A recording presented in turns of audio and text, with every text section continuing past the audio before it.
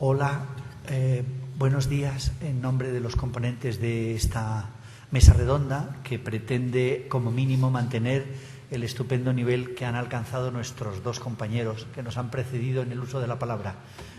Gloria, que entra por aquí, que queremos felicitarla a todos los componentes de esta mesa por su ponencia y, por supuesto, Juan Carlos.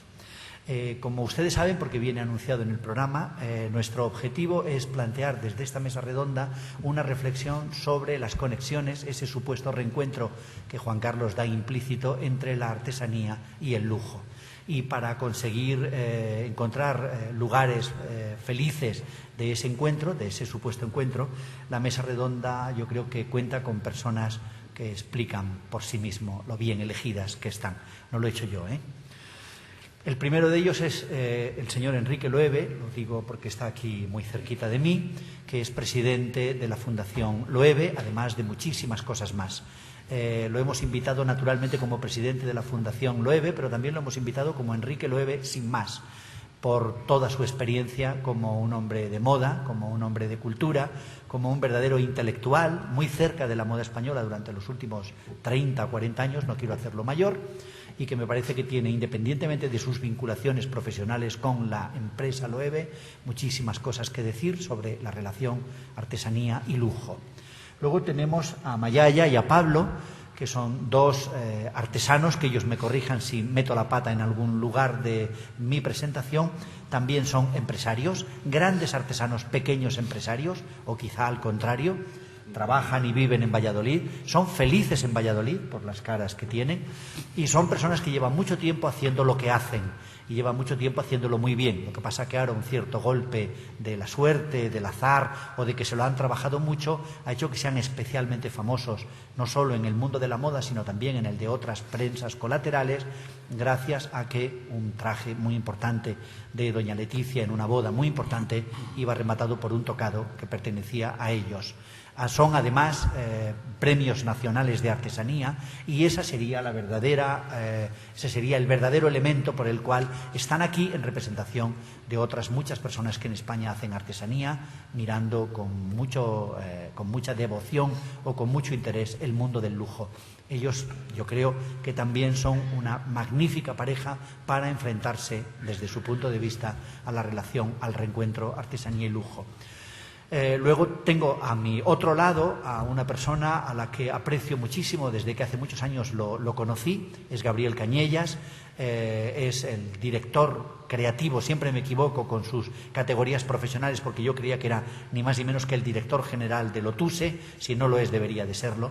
Es una persona que me parece que representa muy bien los valores de Lotuse, que es una marca española de zapatos importantísima en España e internacionalmente, pero porque además ellos también, además de hacer un zapato profundamente artesano en el mejor sentido de la palabra, que juega o no con el mundo del lujo, yo creo que sí, por eso recomendé fervientemente que ellos deberían de estar aquí, porque ya nos explicará él si les interesa o no el mundo del lujo, pero a mí me parece que ellos hacen artesanía y hacen una artesanía que en algunos lugares estratégicos del mundo eso se consideraría una etiqueta cercana al lujo o pisando ya el lujo. También tiene una reflexión interesantísima, más allá de su responsabilidad profesional con Lotuse, es también una persona muy culta, es también una persona muy vinculada con el mundo de la moda, es una persona que viaja mucho, que sabe de primerísima mano cosas fundamentales tanto para recrear el mundo de la artesanía como el mundo del lujo. Si consigo que hoy tenga uno de sus buenos días, que normalmente lo suele tener, les prometo que no les decepcionará. Y finalmente tengo el gusto de presentarles también a Juan Gomís, que viene en representación de una empresa Mayoral, una empresa de joyería catalana o barcelonesa. Él luego también me dirá si es más correcto una cosa que la otra.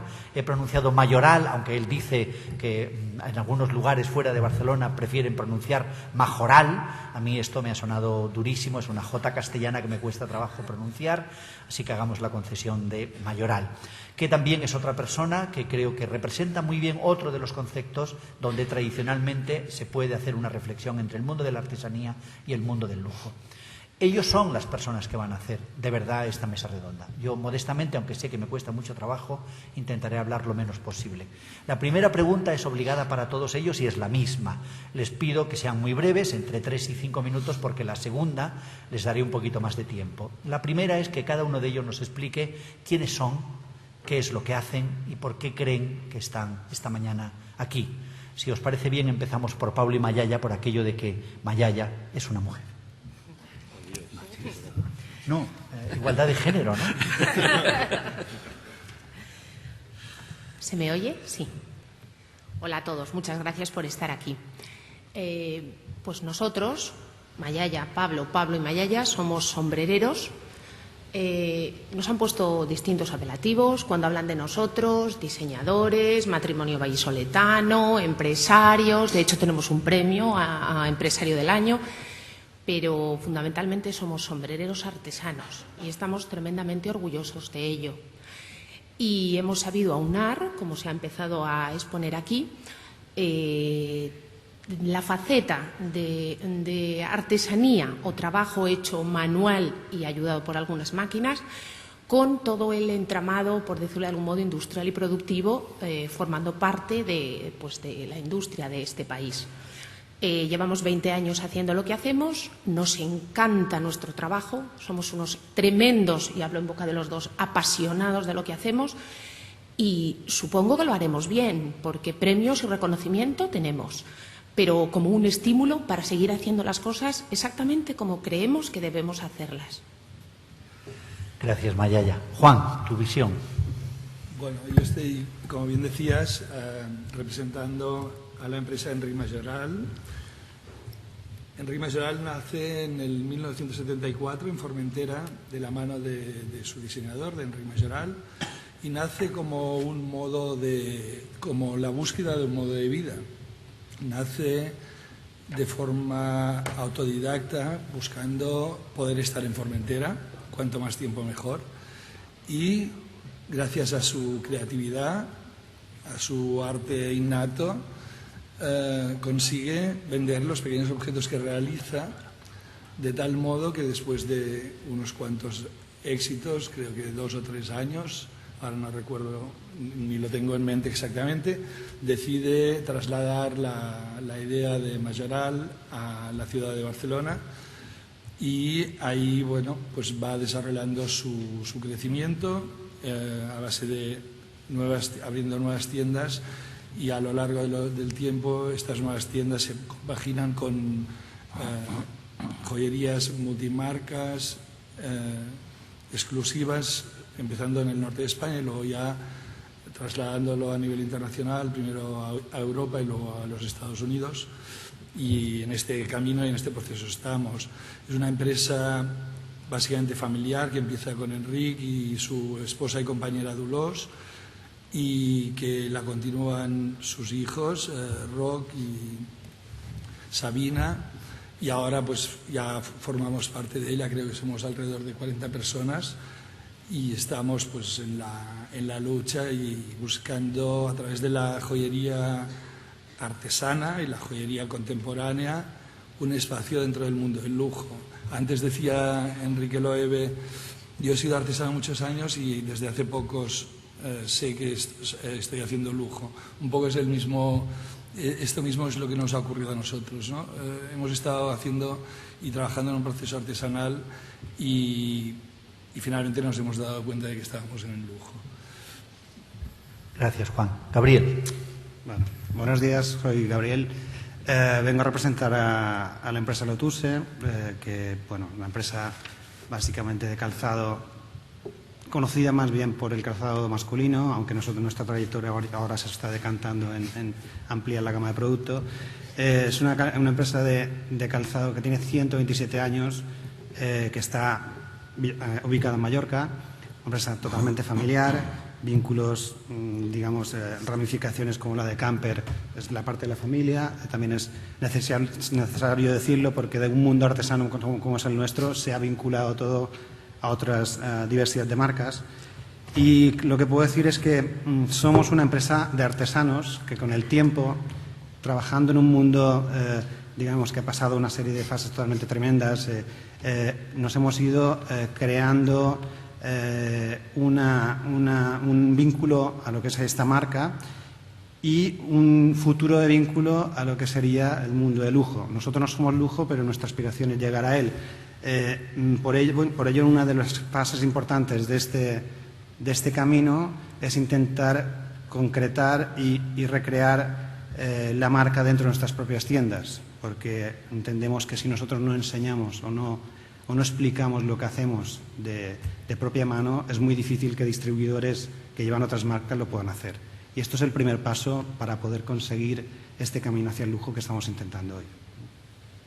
Gracias, Gabriel. Finalmente, Enrique. Bueno, pues buenos días.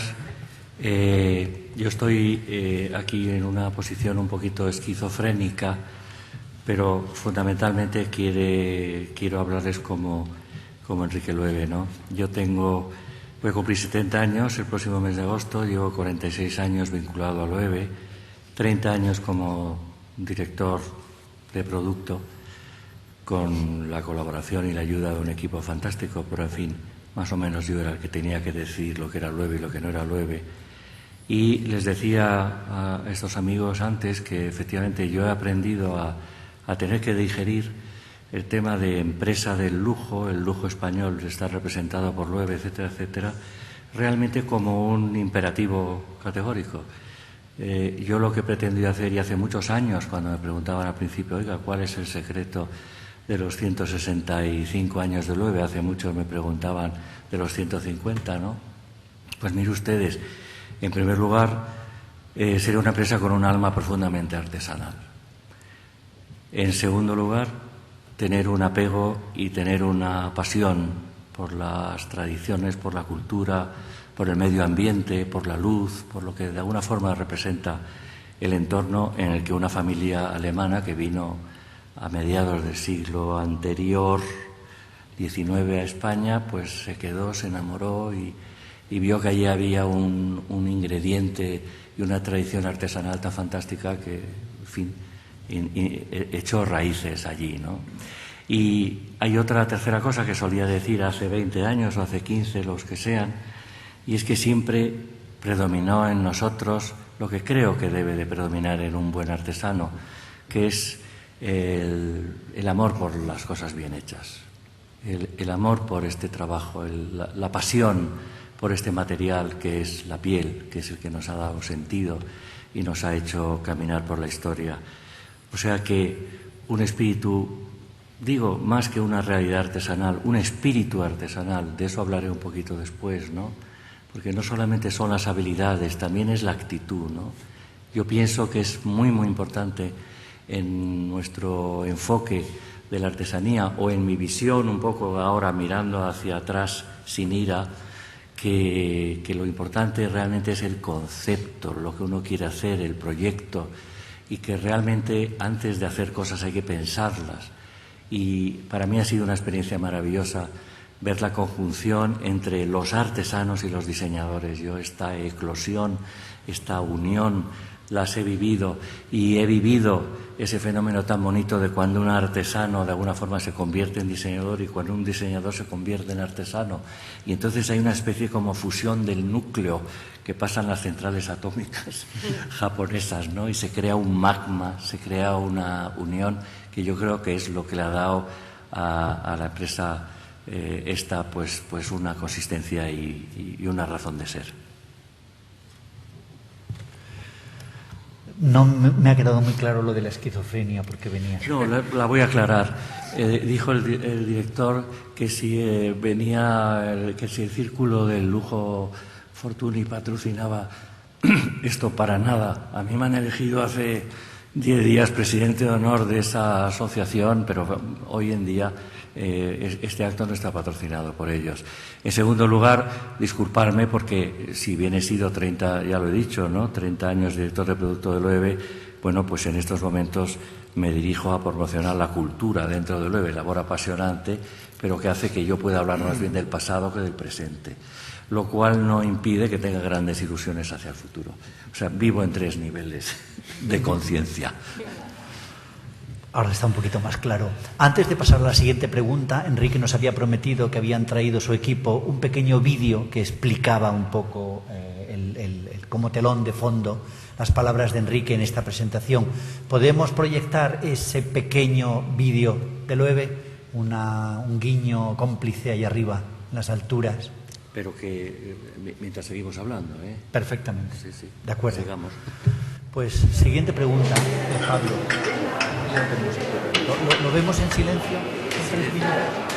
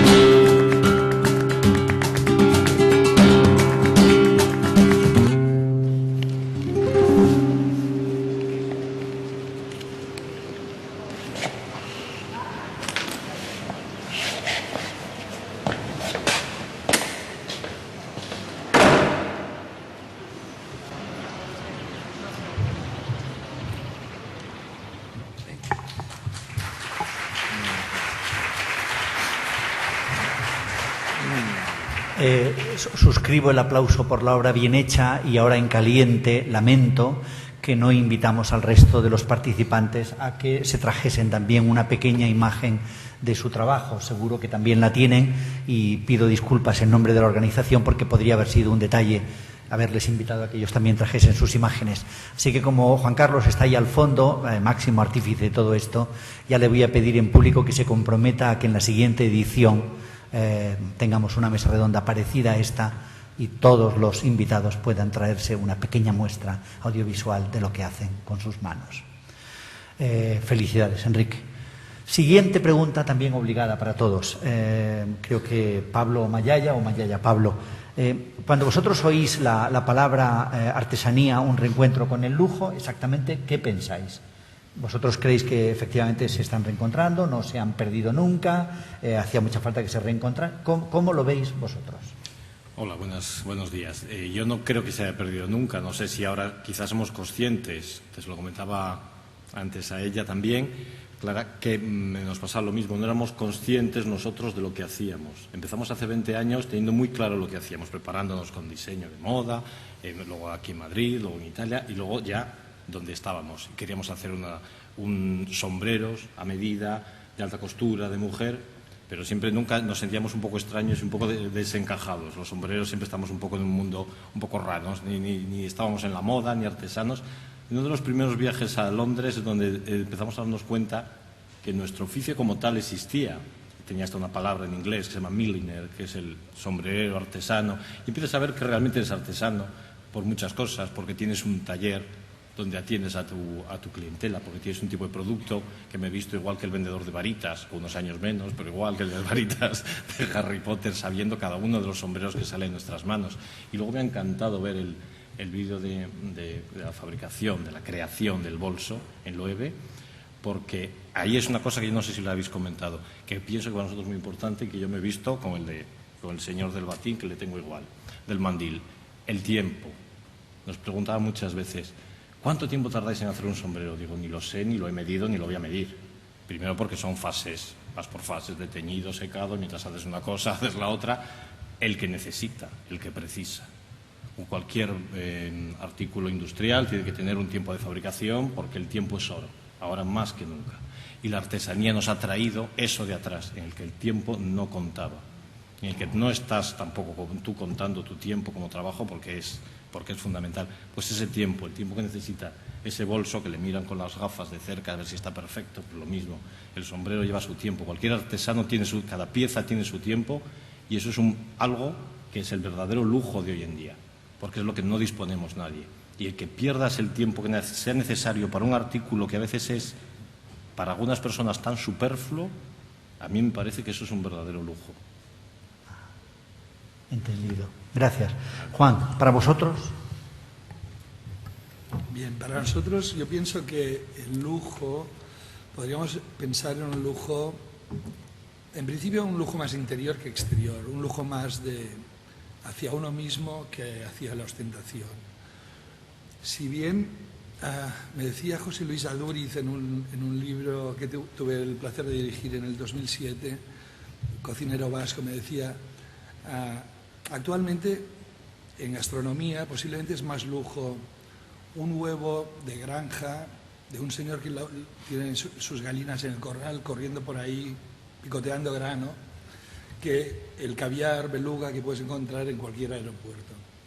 Y nosotros creo que estamos un poco en esta línea del lujo, ¿no? Un lujo que en nuestro caso pretendemos que sea bidireccional, un lujo que fluye hacia al interior y que se proyecta al exterior. Nuestras joyas tienen la pretensión de tener un ADN propio, son joyas mediterráneas, pero sobre todo tienen una función que es embellecer. Nosotros cuando vemos a una mujer, casi mayoritariamente todavía estamos haciendo joyas para mujer, cuando vemos a una mujer con una joya nuestra, tiene un plus de belleza. Es algo más bonita que sin ella, ¿no? Y esta es nuestra pretensión y nuestra visión del lujo. Es un lujo no tanto de ostentación, de pretencioso, sino un lujo que nos damos nosotros mismos, un lujo que nos permite vivir un poquito mejor. Esta es nuestra idea del lujo. Gabriel, ¿y la vuestra? A ver, ante todo yo tengo que decir que Lotusse no es una empresa de lujo.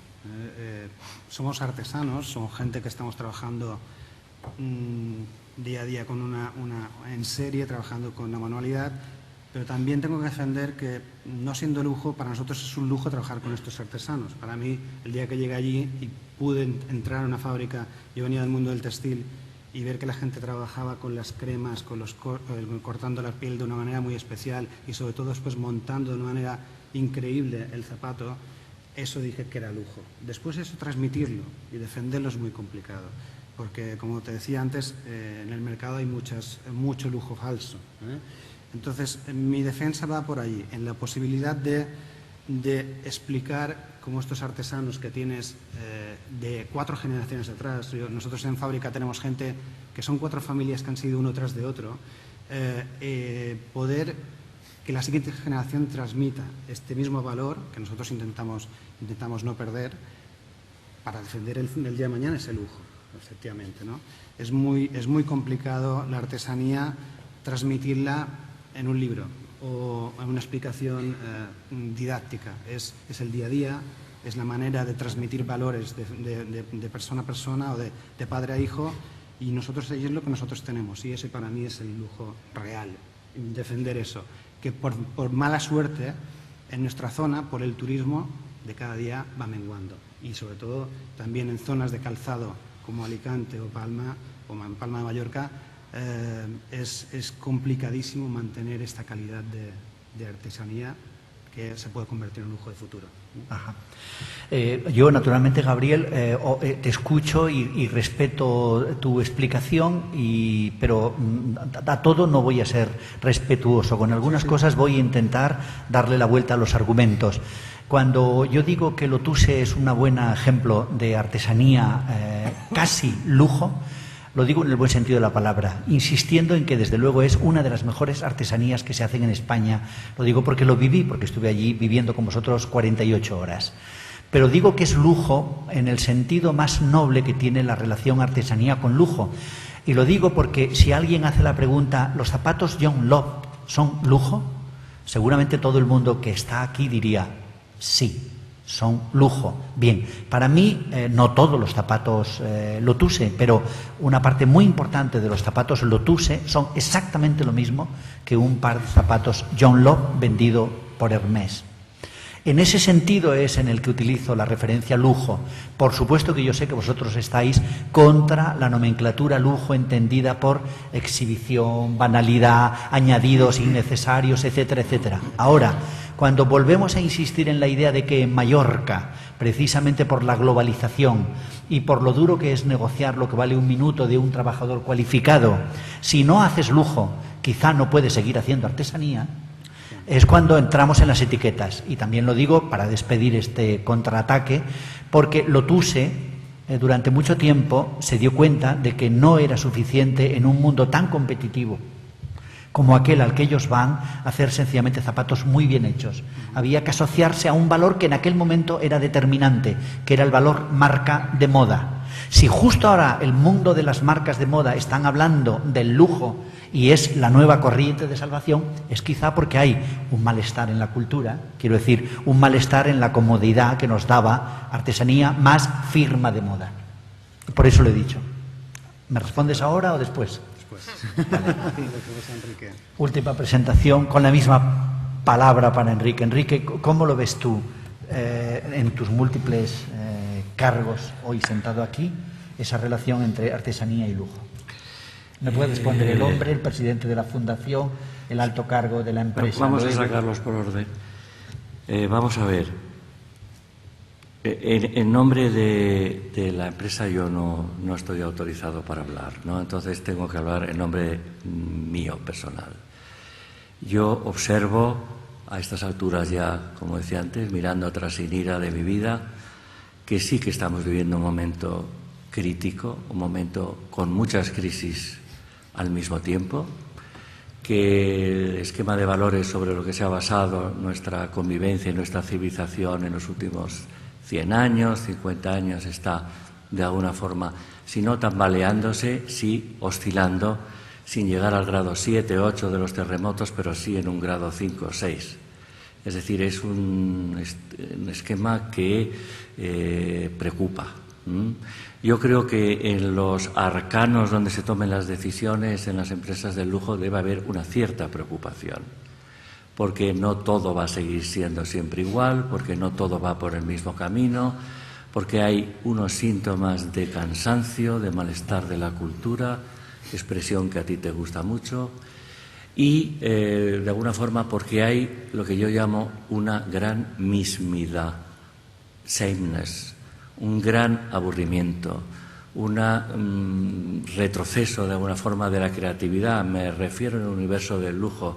La mayoría de las tiendas en las grandes, pero en primer lugar en todas las grandes calles están las mismas tiendas, casi siempre en el mismo orden, lo cual ya produce una sensación de que ¿para qué voy yo a ir a Sao Paulo si lo tengo en Milano? Porque me voy a la calle Lista en vez de irme a Londres. Bueno, hay sus matices obviamente, ¿no? Pero quiero decirles de verdad que a mí me pasa, y ya lo he dicho muchas veces, que salgo de una tienda de un competidor y me meto en otra, y si estoy un poco despistado, cosa que suele ser el caso, pues a veces no me he enterado y digo, pero si estaba viendo un bolso de Bottega, ¿cómo estoy ahora aquí en Dolce & Gabbana? Pero si es no sé, me parece que hay eso que yo llamo mismidad, me parece que hay una crisis de creatividad, me parece que a mí me cuesta muchísimo explicar cuáles son las características que hacen de este bolso verdaderamente una cosa, grandiosa y maravillosa, ¿no? O sea, sameness, aburrimiento. Creo que hay una cosa también importante, y creo profundamente en ella, que a medida que va desarrollándose la sociedad, que el lujo se va banalizando, que van evolucionando las cosas, creo que hay una mayor conciencia de otra frase muy querida, esta es de autor, ya se ve, que la mona, aunque se vista de seda, mona se queda. Es decir, que yo creo muchísimo más en la capacidad de expresión de lo que uno tiene dentro, de su cultura, de su seguridad, de su educación, de su percepción de la vida, que disimular toda una serie de carencias debajo, de un vestido muy bonito o de un bolso espectacular. O sea, creo que la personalidad, la voz interior es de alguna forma lo que acerca a una persona a algo que me gusta a mí más que la palabra lujo, que es la palabra refinamiento.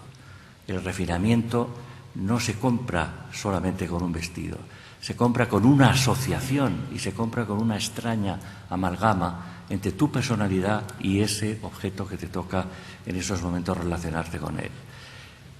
Un poquito más allá, creo profundamente, y lo he dicho siempre que he podido hablar, en los objetos compañeros.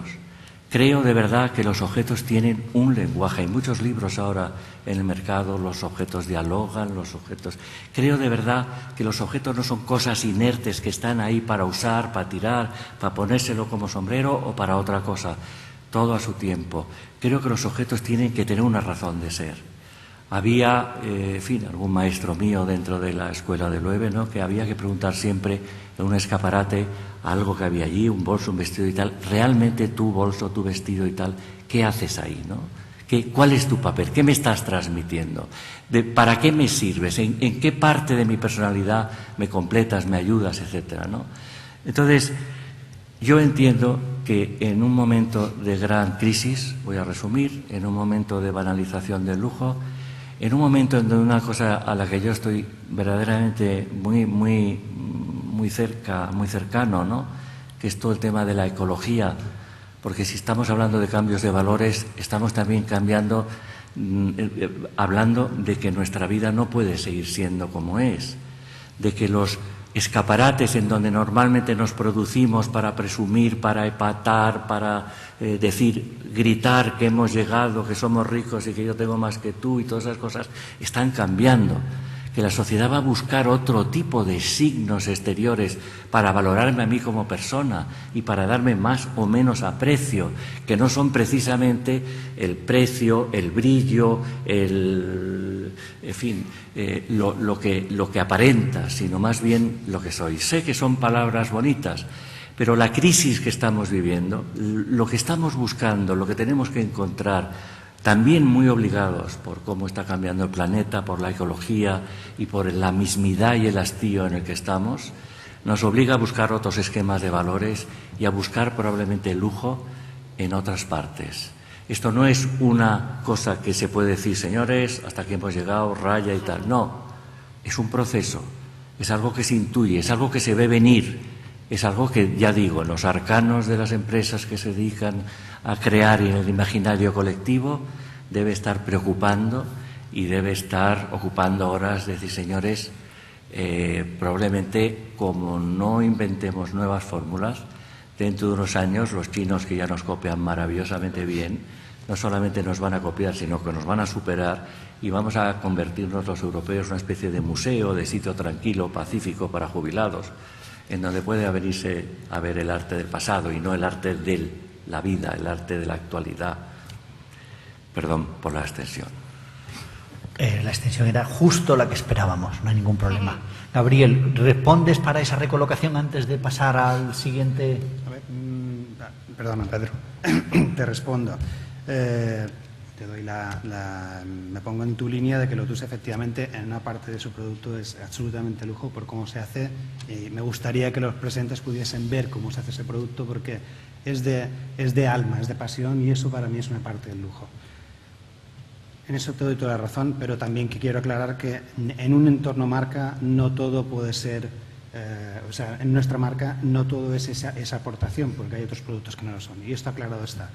Lo que querría decir también es que para mí el lujo tiene otras connotaciones y otros valores que son más, tal vez afines puede ser a la artesanía o al hacer las cosas con un modo sensorial, matices muy personales, que para mí el lujo es la imperfección del producto.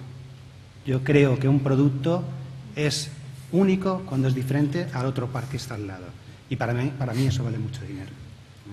Entonces, es allí donde voy, que realmente la administración de dar estos valores a esta gente que está trabajando dentro de la fábrica, dentro del taller, haciendo ese pequeño esbozo a cada movimiento de corte para que sea perfecto, consigue, yo creo que si al final consigue que cada par sea igual, será muy mecánico. No responderá a esa esencia de lujo que yo pretendo Lotus, que sea imperfecto. Perfecto.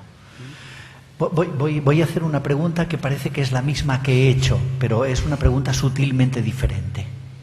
Pablo y Mayaya, o Mayaya y Pablo. Entonces, ¿hacéis artesanía o hacéis lujo? Yo creo que hacemos objetos de lujo de modo artesano, de una forma así como muy llanamente dicho, ¿no? Porque no sabemos otra forma de hacerlo. Como tocaban así la piel, pues tocamos los materiales con la mano, hacemos la imperfección, la etiqueta nuestra viene por detrás. Cualquier imperfección es señal de la exclusividad, de autenticidad y exclusividad de esta pieza. Porque cada pieza, cada tocado, cada sombrero que hacemos, que pruebo a una cliente, si lo hago solo para ella, y aunque sea del mismo modelo, es solo para ella, va a ser un poco más grande, aparte de que lo voy a personalizar, como se dice ahora, es otra cosa que hemos descubierto, que personalizábamos, pues aparte de eso, es que no va a estar nunca igual. Porque ese día no voy a estar igual que el día anterior cuando lo estoy haciendo, o Mayaya, o el color, o la pluma es distinta porque las plumas no son en serie, etcétera, etcétera, etcétera. Está siempre especial, eso yo creo que ese es el lujo, y eso la gente lo sabe y lo nota, y por eso lo aprecia, porque sabe que es para ella, para ese momento, entonces eso es un lujo, evidentemente. Gracias. Juan, ¿vosotros hacéis lujo o hacéis artesanía? En realidad nosotros hacemos joyería concebida como artesanía y la divulgamos como lujo. O sea que en realidad es artesanía puesta en el ámbito del lujo. Gabriel, ¿quieres matizar, aunque tu respuesta está muy reciente, o no? Bueno, matizo que nosotros somos, dentro de lo que es la industria, de la cantidad de pares que hacemos, somos artesanos. Quiero matizar bien claramente.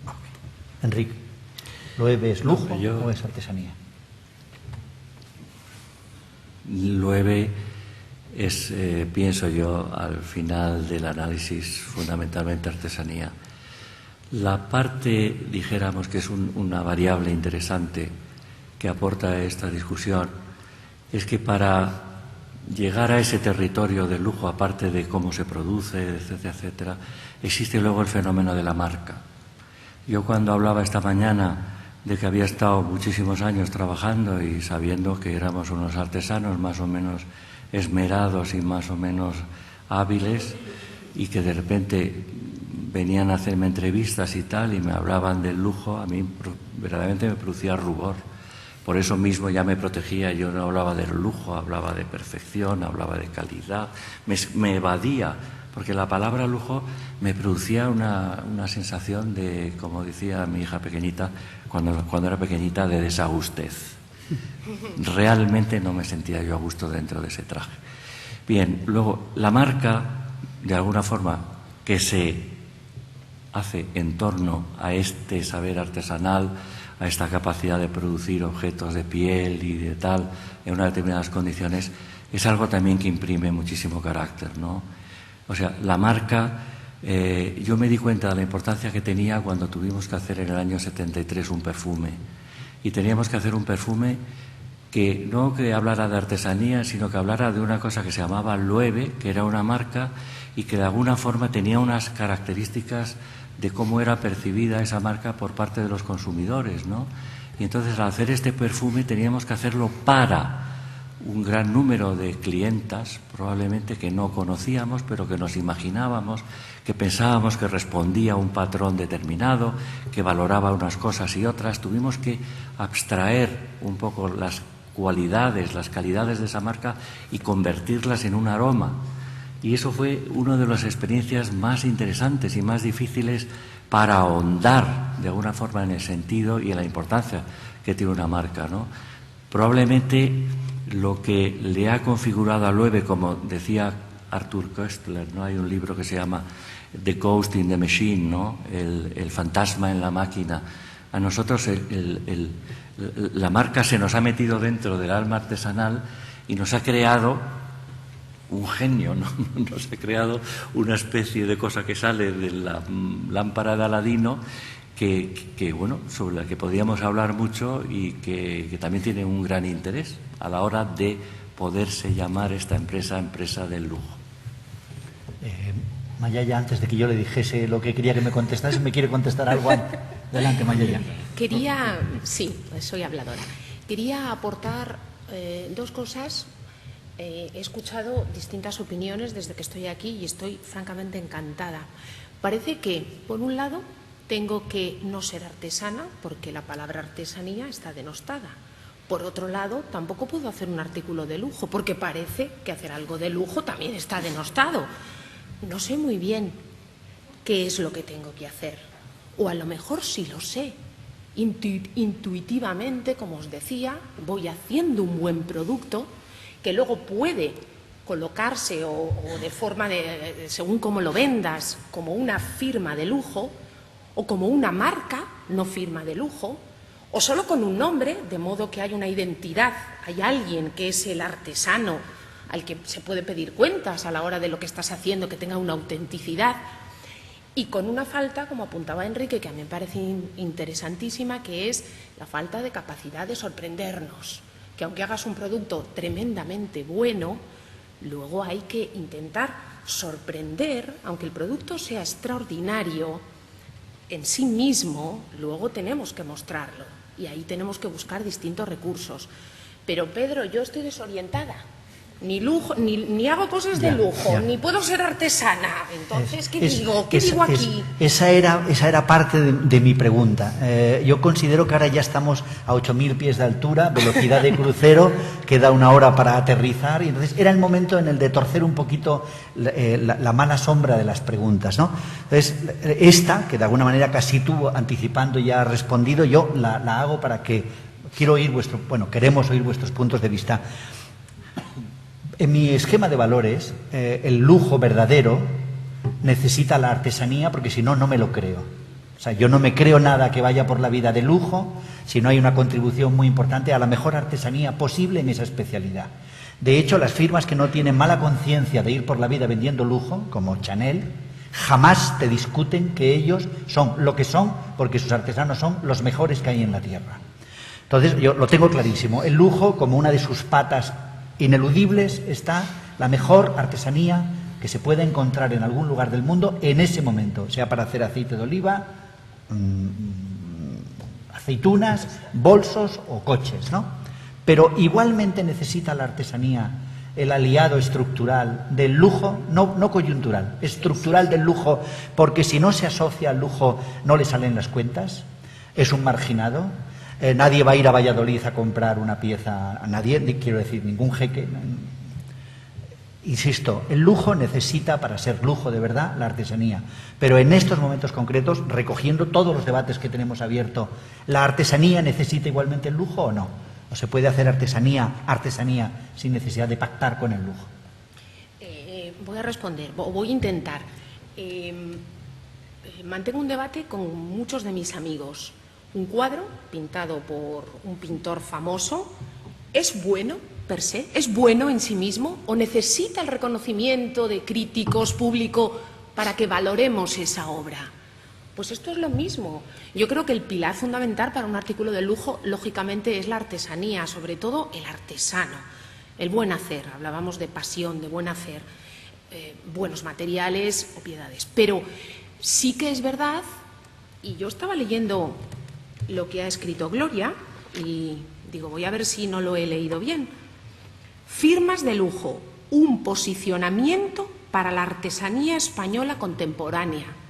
Quizá la artesanía española, el buen hacer, que seguro que es fantástico, necesite, hablábamos de sinergias, de asociacionismo, necesite subirse a un carro de firmas, marcas, lujo, llámalo X, porque a lo mejor en sí mismo no deja de ser una artesanía folclórica que está estupendo, pero quizá no cumpla los objetivos que, dependiendo de qué sea lo que se haga, se quieren llevar a cabo.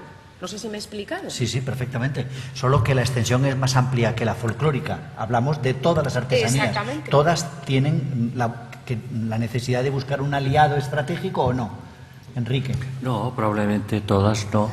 Hemos visto que hay muchas clases de artesanías. Yo creo que el planteamiento de esta reflexión, de esta mañana y de las que seguirán, es abrir horizontes en el mundo del lujo a la artesanía.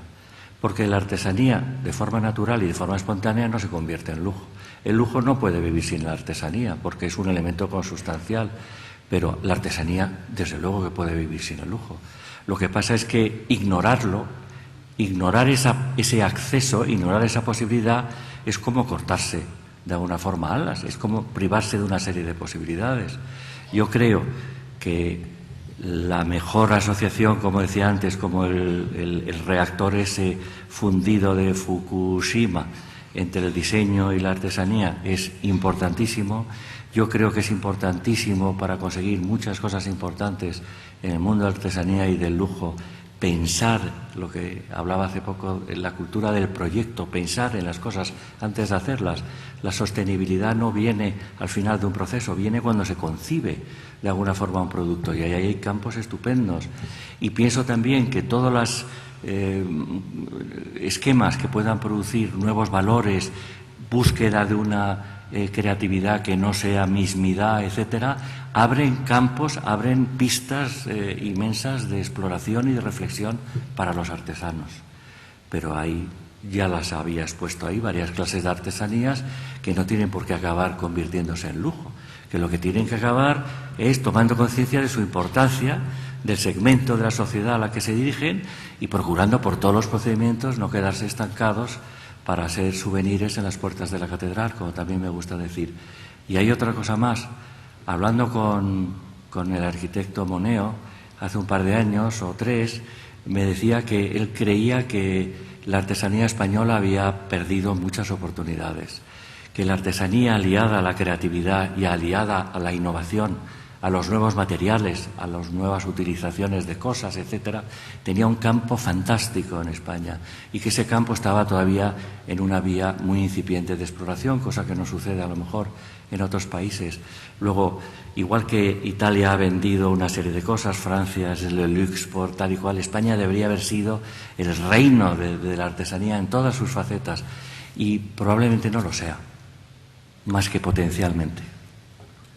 ¿Vuestro punto de vista sobre este aspecto, Juan? Bien, la artesanía tiene una oportunidad en el mundo del lujo, pero también la tiene como apuntaba Enrique, en la asociación con diseñadores, en la asociación con arquitectos, buscando nuevos productos donde tenga nuevo sentido la artesanía. La artesanía en los países donde ha dejado de ser cotidiana, donde no utilizamos ya elementos artesanales cotidianamente, tiene el peligro de quedar como residual, o bien tiene la posibilidad de incorporarse a estas otras facetas que pueden ser el lujo, que pueden ser la asociación, la colaboración con el diseño industrial, con la arquitectura, etcétera, etcétera.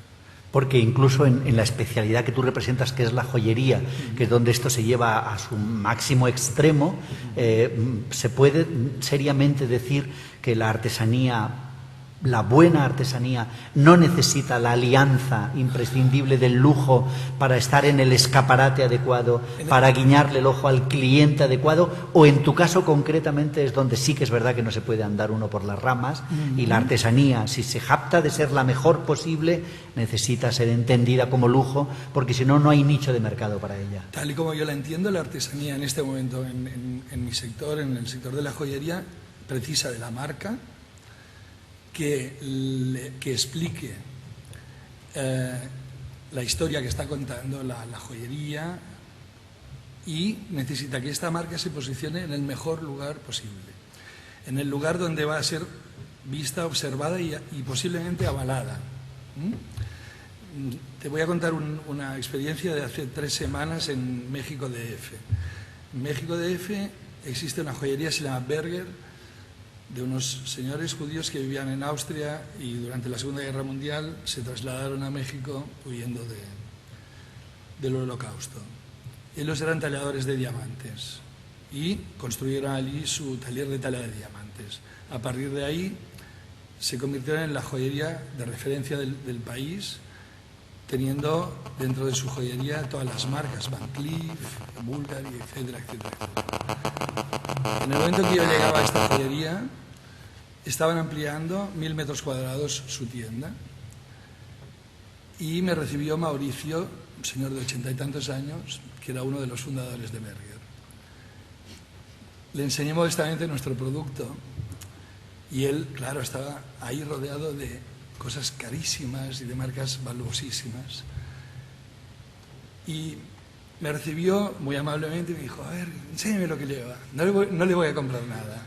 Y se lo enseñé. Dijo: ah, ¿y esto por qué? Y le conté: mira, nosotros estamos en una isla en el Mediterráneo pequeñita, hacemos estas cosas. Dice: es bien bonito. Y le llamó a su nieta: oye, vente para aquí, mira qué hacen estos. No te voy a comprar nada, pero es bien bonito. Oye, llama a las dependientas: mira, Paquita, mira qué traen estos señores, ¿te parece que esto lo podemos vender? Pues, no sé, ¿qué precio? Es caro, ¿no? Bueno, no sé, a nuestras clientes les va a gustar. Bueno, en fin, me dijo: vamos a hacer un juego. Ahora ponte tú en mi lugar y compra de lo que tú llevas, de lo que tú me ofreces, haz mi compra. Hicimos este juego, yo estoy comprando para mí. Pum, pum, pum. Y me dice: ¿por qué esta selección? Digo: porque el entorno que tú ofreces creo que es apropiado para esta selección y apropiado para que tú obtengas este público, que tal vez es el público más joven, que es difícil de que entre en tu tienda, pero que son las hijas de tus clientes, etcétera, etcétera. Muy bien, bueno, y siguió jugando, ¿no? Bueno, ¿y qué vale cada grupo de estos que me has hecho tanto? Bueno, pues te voy a comprar este y este, que no lo he hecho nunca, ¿eh? Y me vas a dejar este. Digo: no puedo hacerlo. Si quieres, te lo dejo aquí. Bueno, finalmente lo compró. Y nos vamos ahora en Las Vegas, la semana pasada confirmó el pedido, porque vino ya su hijo Ari y tal. Estuvo toda la compañía allí. Pero quiero decirte, si lo situamos en este lugar, ellos mismos van a ser valedores de nuestro producto y nos van a posibilitar que nuestra marca se reconozca allí, al lado de las grandes marcas, ¿no? Entonces nos va a permitir posicionarnos. Un poco es una estrategia, pero quiero decirte, es necesario tener una marca y tener una marca que cuente la historia. Esto también nos lo permiten nuestras tiendas propias, que desde hace un par de años estamos trabajando con el diseñador Martín Azúa, que está explorando nuestra identidad, intentando plasmarla y explicarla bien a través de nuestras tiendas, y con estos equilibrios intentamos crecer, ¿no? Pero sí necesitamos de la marca, necesitamos del lujo y necesitamos del posicionamiento en el mercado. Okay. Gabriel. Bueno, yo te digo, desde el punto de vista de la necesidad que el artesano necesite el lujo, yo defendería que básicamente nuestra manera de entender la artesanía, como te he dicho, desde ese punto de vista de lujo, para mí no es necesario, pero sí que hay tres componentes que son relativos a que realmente la marca sea conocida y que puedan llegar a ser lujo en un futuro. Uno es que a través de los creativos, yo soy responsable de diseño de Lotusse, tenga la capacidad de sorprender. Después está en valor de cada uno que diga Lotusse sorprende o sorprende. Eso es importantísimo, no solo si el artesano nos sorprende, es muy difícil de que pueda ir dos pasos más adelante del otro. Gloria Bonet en su estudio hacía referencia a una zona de España que es Ubrique, de las empresas que trabajaban para firmas y que en un momento determinado esas firmas han desaparecido, se han ido a China y ellos se han encontrado sin marca. Entonces ha sido muy difícil de subsistir. Entonces, una es sorprender. La otra, para mí, que no estamos hablando aquí, que para que una empresa artesana pueda convivir con el lujo, imperiosamente tiene que tener por sí la calidad. La calidad es importantísima como uno de los primeros niveles para llegar a ese punto de lujo. Y la tercera es cómo enseñar o cómo comunicar todo esto, y que creo que también está en el diferencial después de poder transmitir o bien el lujo o bien tu marca según los canales que tengas. Nosotros hasta ahora hemos tenido unos canales de multidistribución que era imposible que nos dejasen o nos pudiesen dar el tiempo necesario para enseñar lo que estamos haciendo, y hemos optado hoy por hoy al canal propio. De esta manera creo que esta cercanía o búsqueda de dar el salto es mucho más posible, aun siendo una empresa artesana. Ajá. Perfecto. Otra vuelta de tuerca. Estamos en España. Está clarísimo que los cuatro hacemos artesanía. Está clarísimo que a los cuatro nos interesa cómo aprovecharnos o cómo distanciarnos de la etiqueta lujo. Y también os pediría vuestra receta particular a cada uno de los cuatro para ver cómo salir de este impasse. Está clarísimo que si insistimos en que somos artesanos españoles, nosotros mismos nos estamos, limitando nuestras propias fronteras. Entre otras cosas, porque como ya se ha dicho muchas veces aquí, la palabra artesanía en España no tiene la mejor connotación de valor, lo cual es terrible, pero tendríamos que elegir por reforzar el valor psicológico, subliminal de la palabra artesanía, que fuese un orgullo poner debajo del nombre de uno artesano, o justo en lo contrario, insistir, porque así nos lo pide el mercado, que si queremos vender fuera nuestra excelente artesanía nacional, tiene que ser con la coartada de que somos un producto de lujo. No quiero sembrar todavía más discordia, pero esta anécdota que os voy a contar creo que la leí hace 6 meses, cuando los propios dueños de Zara descubrieron que en China eran percibidos como un producto lujo, algo que estaba muy lejos de sus aspiraciones, incluso de las más inteligentes. El problema lo vuelvo a situar donde estamos. Estamos en España, somos 4 artesanos maravillosos, de los mejores de sus respectivas especialidades, pero el mercado nacional no es suficiente, necesitamos el internacional. Y para conquistar el mercado internacional y que nos salgan las cuentas, a todos, aunque es verdad que a unos más que a otros, necesitamos aprovecharnos, queriendo o no queriendo, de que el consumidor internacional nos perciba como lujo, ¿no? Sí. ¿Cómo lo veis? Yo primero siento decirte que no estoy de acuerdo ya con la premisa que has dicho de que huimos de la etiqueta del lujo. ¿No está mal visto ser artesano en España? Es que, vamos a ver, yo creo que la artesanía, como has puesto muy bien, Juan Carlos, hay muchos tipos. Y todos tienen que existir y no es cuestión de que desaparezcan o deje de desaparecer el señor que hace botijos, los que hacen las niñas que hacen bolsitos a mano y las venden por internet, o el que hace el lujo. Pero es que parece lo que sí que deberíamos de dejar de como tener una especie de sentido de culpa, como está diciendo Mayaya, los artesanos que nos dedicamos al lujo, de dejar de tener vergüenza por ello. Es decir, cualquier firma de relojes o de coches, muy buena, la marca Mercedes es una gran firma, pero cuando se pasa al siguiente nivel, a la alta gama, son coches, un Rolls, un Bentley, lo que sea, que hacen las piezas a mano, que ya le hacen todo a mano. El Mercedes es estupendo, pero lo hacen todo en una fábrica, como puede ser Renault. lo que sea, ¿no? Y te pasa lo mismo con los relojes, son muy buenos, pero es que esta marca suiza, que ya no es tan súper conocida en todo el mundo, es muy exclusiva porque se hacen todas las piezas a mano. Y eso es lo que deberíamos de asumir nosotros, que es así, ese es el lujo, que está haciendo todo a mano. Y no debíamos tampoco de, no sé, como de avergonzarnos de ellos, lo que pienso, que tenemos que, ese plus es importantísimo. O sea, que tú insistirías en que lo que tenemos que hacer es lavar de toda connotación peyorativa la palabra artesanía. Es que artesanía tiene distintas connotaciones, como él dice, distintos grupos, pero hay un grupo que es artesanía tradicional y otro que es la artesanía de lujo, nada tiene que ver. Y fuera de España, precisamente, se entiende mucho mejor que en España. Porque lo que vendemos nosotros fuera de España no tienes que explicar. Algunas veces es solo un juego semántico, ¿no? Como sí. Lo incómodo que se sienten los cocineros con la palabra cocinero hasta que han conseguido ser entendidos por restauradores. Eso de restaurador. Y mucha gente decía, ¿y sois diseñadores? Bueno, sí, hemos hecho diseño de moda. Diseñadores, estilistas. Ni soy ni diseñador, ni estilista, ni... O todo. Lo soy todo eso, pero yo soy sombrerero. O sea, que yo soy sombrerero, me defino como tal. Y lo tenéis en vuestro atelier, en vuestro despacho. No, es un taller. Yo lo llamo un taller. ¿Dónde estás? En el taller. Ahí dicen, ay, me decían mis hijas y papás que parece que tienes un taller de coches. Y digo, bueno, pues qué, no pasa nada. Es el taller y se llama así. Yo creo que debíamos de asumirlo y precisamente fuera lo valoran.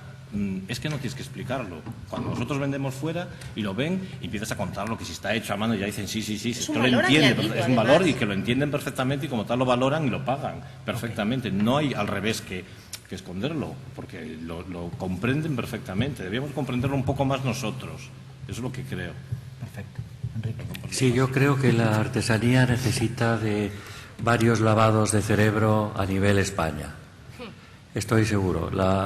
No es vista con el respeto, con la simpatía, incluso hasta de alguna forma por parte de la juventud y tal. Tiene demasiadas connotaciones un poco de mercadillo, de souvenir, o sea, necesita una campaña de limpieza y de prestigio. Hay una cosa que no hubiera sido concebible en España, hemos hablado alguna vez, ese famoso artículo monográfico número que sacó la revista Newsweek en la primavera del año pasado sobre las empresas de lujo a nivel internacional, y que el presidente, director de Hermès decía: nosotros no somos una empresa de moda, somos una empresa de artesanía. Y Hermès se definía verdaderamente en el más alto posible escalón de valoración de sí mismo, ¿no? Se equivocan ustedes, nosotros somos una empresa de artesanos. Hay otra cosa muy importante que debería hacer pensar que hay como una mano tendida por parte del lujo a la artesanía, y es que si todas las empresas están de alguna forma enfocando su publicidad a revalorizar este aspecto, la costurera, el tío que está allí con el reloj, la campaña, o sea, parece que hay se han puesto de acuerdo todo el mundo un poco para decir, oye, la artesanía es esa vuelta, esa búsqueda, de nuevos valores, de nuevas cosas, se hace un poco volviendo hacia el pasado. Una de las cosas también que me parece importantísima es que nosotros estemos orgullosos de comunicar nuestra cultura, nuestra historia, nuestra manera de ser, que no tengamos nacionalismo provinciano, sino que tengamos un nacionalismo universal, que no hace falta estar siempre copiando y estar siempre inspirando todo lo que viene fuera, sino que lo que nosotros pensamos, hacemos, creamos, etcétera, puede tener una validez y puede tener una comprensión por parte de multitudes públicos en el mundo. Quitarnos, como también digo muchas veces, esa especie de pequeño complejo de inferioridad y de alguna forma creer un poco más en nosotros mismos, ¿no? Esta receta sirve no solamente para la artesanía, sirve para la moda española, que es una derivación de la artesanía en gran parte, sirve para muchas actividades en donde tenemos que empezar un poco por creer en nosotros mismos, ¿no? En Gabriel estoy seguro que la respuesta es sí, que evidentemente vosotros incluso ni siquiera necesitáis limpiar y fijar el concepto de artesanía porque os va tranquilamente con él sí, en las alforjas. Pero la verdad es que, como decía Pablo, está mucho más bien visto fuera de nuestras fronteras que aquí. Nosotros tenemos un gran problema de entender que hacemos una cosa de maravilla y no lo sabemos vender.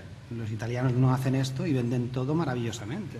nos compran el aceite y lo envasan y son la bomba.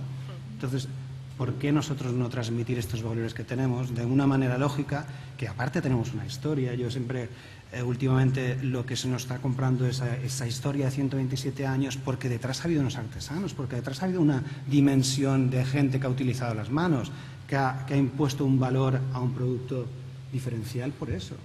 Y vender eso, porque es muy importante, porque si lo vas a ver en confrontación con las otras empresas o contra el Made in Italy, ellos como diseño, creo que lo han hecho mucho mejor que nosotros.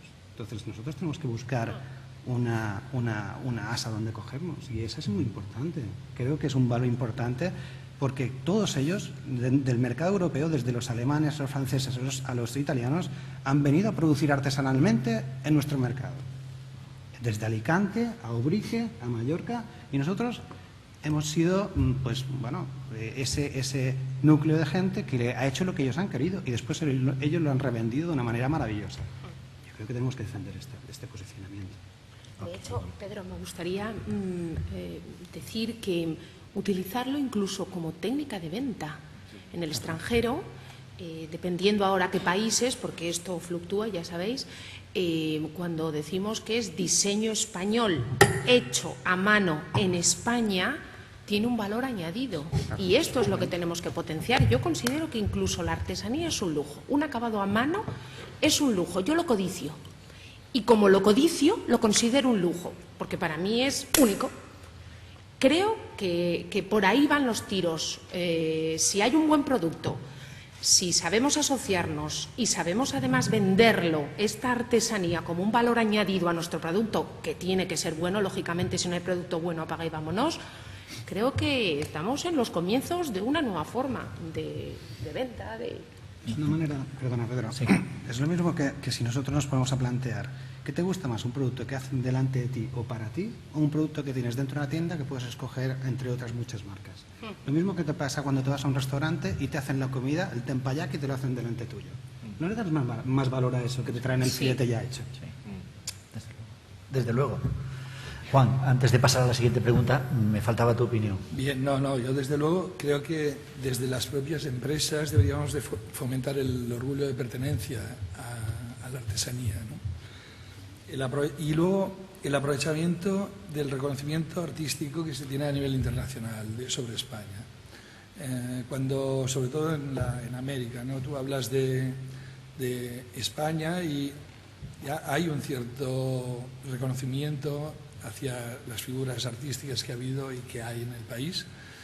Y yo creo que esto tenemos que aprovecharlo desde la concepción artesanal del producto, y tenemos que aprovecharnos de ello. Y luego, respecto al lujo, yo creo que el lujo no debe de, como bien decían, de dar rubor. El lujo simplemente nos proporciona un cierto plus de bienestar, de placer, de pequeños placeres. Y tal como decía antes, no es necesario, no es imprescindible, pero sí es necesario, ¿no? Y yo creo que por ahí va la cosa. Debemos de fomentar el orgullo de pertenencia a la artesanía y a los procesos artesanales, aprovecharnos de la buena imagen que tiene el arte español en el mundo, y finalmente no ruborizarnos por vender lujo, siempre y cuando el lujo esté bien entendido. Ajá. Última pregunta que quería hacer antes de invitaros a que a su vez vosotros preguntéis lo que queráis. Mi última pregunta, también colectiva, porque también me interesa mucho cómo lo veis los cuatro que estáis aquí, es exactamente qué hacer en el inmediato, más inmediato. ¿Cuál sería la cintita de la que hay que tirar para que se abra el paracaídas? Exactamente, ¿qué es lo más urgente que tenemos que hacer personas interesadas por esa conciliación entre artesanía y lujo? Oído todo lo que hemos oído. ¿Y ahora qué? Es que si supiéramos la fórmula sería formidable. Pero pienso que una pista puede ser, lo repito, unirnos. Por algún motivo yo percibo a mi alrededor que se están uniendo, que están aprovechando, por decirlo de algún modo, el tirón de unas firmas u otras, gastronomía, moda. bueno, nosotros estamos ahora diseñando unas cosas para un cava, bodegas, moda, en lo que a nosotros se refiere, pero supongo que aquí habrá muchas aplicaciones. Seguir haciendo las cosas bien, insisto, esto es fundamental. Intentar, al menos ahora, que está incipiente, luego veremos a ver por dónde va a tirar esto, pero en principio creo que sería bueno irse asociando, ir aprovechando esto. Esta es mi opinión, pero insisto, si tuviera la fórmula, pues la aplicaría ya. Don Enrique, su fórmula magistral. No, yo no tengo fórmulas magistrales. Yo creo que el camino se hace al andar y que este camino es complicado y difícil.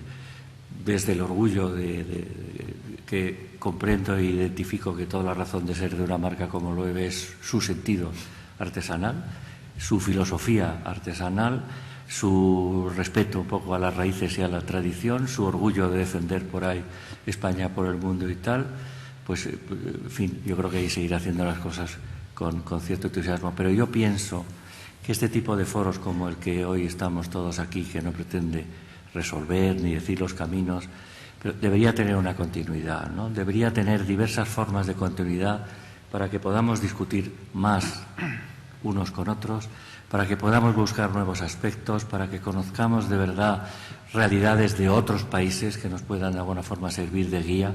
No hay que siempre estar inventando la pólvora. O sea, yo creo que tenía que haber un movimiento de buena voluntad, de conciencia, de cierta lucidez, para darse cuenta que la artesanía tiene un papel importante, no solamente en el mundo del lujo, sino en la sociedad española y en la búsqueda del nuevo paradigma, ¿no? Y que ahí están muchas de las respuestas que estamos buscando. Fórmulas mágicas no hay. Okay. ¿La fórmula mágica o no, de Juan? Bueno, yo creo que nuestra fórmula es trabajar para lograr la excelencia. Esta es la primera. Y luego estaría muy de acuerdo en buscar la interrelación, la interacción. Nosotros hace, creo, 3 o 4 años hicimos las joyas del Cellier de Can Roca, que es un restaurante de 3 estrellas Michelin.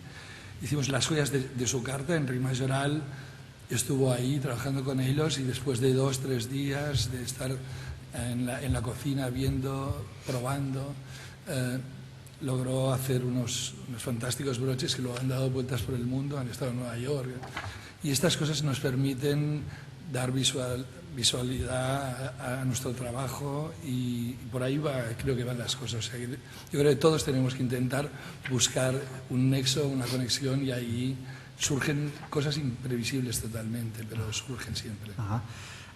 Asociación, más reunión para activar la polémica en el buen sentido de la palabra. ¿Alguna otra? Pues para mí, a ver, viniendo de mi punto de vista de mi profesión, pues abrir unas puertas a los creativos españoles que son tremendamente buenos. Tenemos que decir también esto, que las puertas del mundo de la piel han sido siempre las segundas puertas de los creativos. Parece que el mundo de la piel ha sido como, es la segunda alternativa, yo soy el primero, ¿eh? O sea, siempre el textil, siempre fuera, y después cuando vengo ya me meto en el tema de la piel. Yo creo que los creativos españoles tendríamos que dar un pie adelante y empezar a colaborar con las empresas del mundo de la piel, de los artesanos, para crear este diferencial artesano en nuestro mercado, para conseguir que sea, si queremos, pues un vínculo al lujo, ¿no? Ajá. Pues generosidad con aquellos que están trabajando creativamente muy cerca de lo que nosotros estamos haciendo, deliberación con generosidad y con las puertas lo más abiertas posible, y un fenómeno de asociación que es verdad que nuestros primos, los diseñadores de moda, de momento han dado óptimos resultados. Finalmente la moda de España funcionó bien en un aspecto. Nos quedan unos minutitos antes de que la cabeza se nos llenen de cervezas muy frías que ustedes pueden perfectamente aprovechar. Así que no me dejen mal y hagan alguna pregunta, aunque sea por cortesía parlamentaria. Hay varias, qué elegantes. Adelante, Almudena.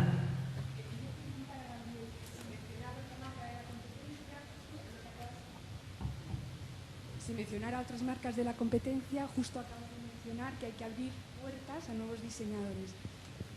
Yo sé que hay otra firma muy cerquita de donde estáis vosotros que todos los años da como unas becas carta blanca a una serie de diseñadores pues para que creen un prototipo que luego pasa a formar parte como de un museo.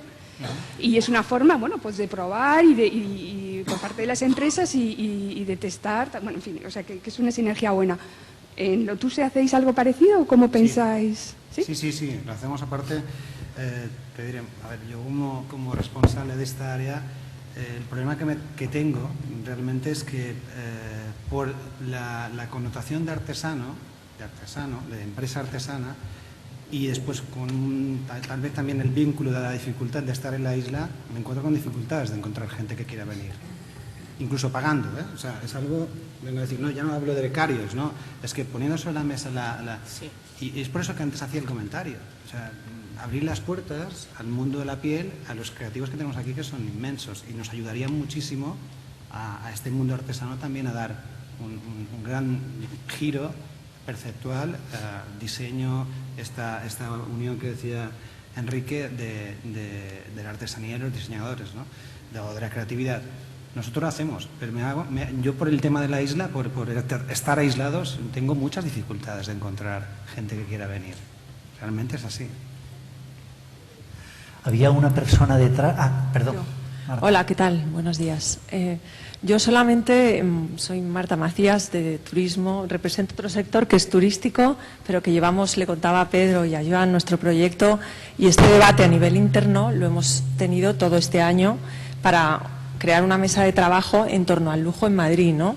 Y al principio hacíamos argumentarios, listas de oferta de lujo en Madrid.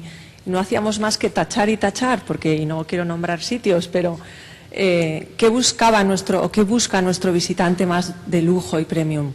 ¿Busca un abanico hecho a mano o busca unos guisantes de la tasquita de enfrente o busca irse a un Horcher o a un... Ese es un poco, yo lo que quiero es que os deis besos, porque vosotros reforzáis la identidad de Madrid, hablo en este caso, dais identidad a nuestros destinos y atraéis al visitante de lujo, que al principio nos daba miedo hablar de lujo como decía Enrique, pero hablamos de lujo humilde, amable y lujo auténtico, artesano, hecho a mano, y vosotros sois los que realmente atraéis al visitante de lujo a Madrid. Aquellas firmas y aquellos artesanos que hacéis las cosas tan bien hechas, ¿no? Gracias. Es que estamos hablando de un concepto de lujo que no hace nada más que moverse por horas. Ahora, cuando tú mencionabas los guisantes de la tasquita de enfrente, es que son un lujo incluso superior a los famosos huevos que antes mencionaba Juan, porque es que esos famosos guisantes que vienen, me parece que es de Guernica, es al módico precio de 100 euros el kilo. Pues sí, es que es un lujo. Tenemos ahí dos preguntas más pedidas. Bueno, hay sí. Hola, buenos días. Yo presido la Asociación Española de Tasadores de Alhajas y quería subrayar lo que comentó antes Enrique. No es necesario que una joya esté avalado por una marca para ser de lujo. Nosotros, una vez que tenemos una joya en la mano y vemos que es de un metal precioso, lo segundo que miramos si está hecho a mano o de microfusión. Por el simple hecho que está hecho a mano, vale muchísimo más en nuestra tasación final que otra joya. Aunque no sea de una marca conocida, aunque no sea de un artista conocido, pero la diferenciación entre la fabricación en serie y el trabajo hecho a mano, a nosotros ya nos vale para subir el precio final. Gracias. Desde luego, tiene usted toda la razón.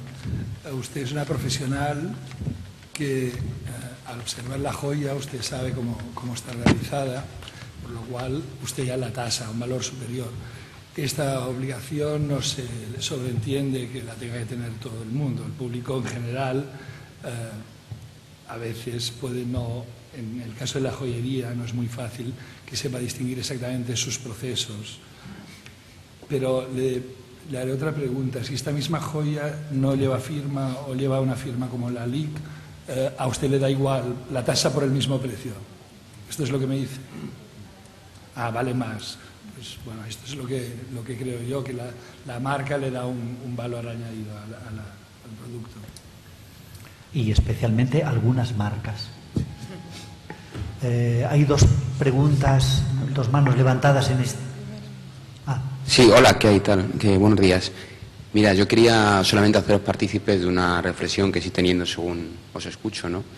Y yo creo que el debate es evidentemente muy complejo, pero creo que hay un punto, yo creo que erróneo, ¿no?, de partida.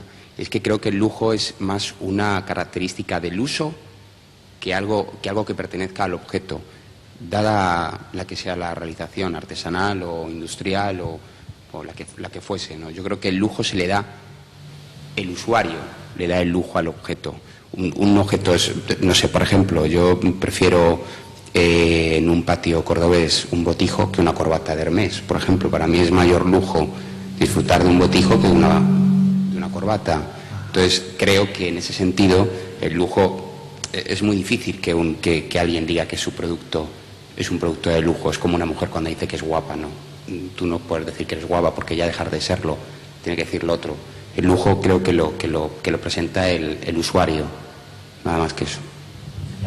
¿Puedo comentar una cosa al respecto? En parte solamente comparto tu opinión y en parte pienso, como decía Juan, esto es bidireccional. O sea, es lujo, una cosa es lujo en sí mismo y además es porque yo le voy a dar ese momento, porque está hecho para mí, para un momento especial, o porque una cosa que es una fabricación, que sé, las naranjas especiales, pero yo me voy a sentar y cómo lo voy a disfrutar en ese momento al comerlas, es un momento de lujo. O sea, yo creo que es una cosa que tiene que ir en los dos sentidos, no es una solamente por un lado ni la otra tampoco por el otro. Yo creo que tiene que ser ambos. Eso es cuando se haya esa conexión, me parece que ese es el momento óptimo. El debate era tan amplio que hemos intentado limitarlo lo máximo posible para avanzar al menos en una dirección. Obviamente, si hubiésemos entrado en el terreno que tú inteligentísimamente planteas, es que necesitaríamos otras 2 horas para hablar solo de eso. Se puede hablar honestamente de que el lujo lo pone el artesano antes de llegar el ojo experto del consumidor, o es un fenómeno de ficción donde quien lo determina todo es el consumidor porque es el que trae el monedero para comprarlo, ¿no? Pero creemos honestamente que como no podíamos hablar de todo al mismo tiempo, intentamos solucionar la mejor manera posible las cosas inteligentes que se pueden decir en 2 horas entre artesanía y lujo, pero es evidente, como refleja tu pregunta, que Juan Carlos tendrá que organizar uno más grande que este para hablar de todas las cosas que nos estamos dejando fuera, está claro. Hay 2 manos pedidas ahí, Fernando y una señora detrás.